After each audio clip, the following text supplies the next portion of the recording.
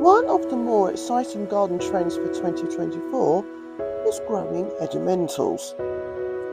Edimentals, an amalgamation of the words edible and ornamental, refers to the practice of growing plants which have both aesthetically pleasing attributes as well as being edible.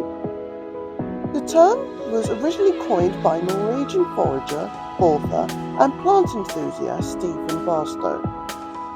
Barstow is known for promoting the concept of integrating edible plants into traditional ornamental gardens, creating a more diverse and sustainable approach to gardening.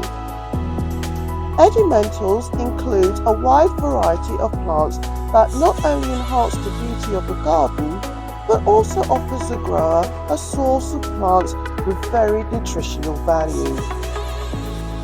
Examples include violas, pansies, lavender, nasturtiums, fruit trees, artichokes, marigolds, borage and roses.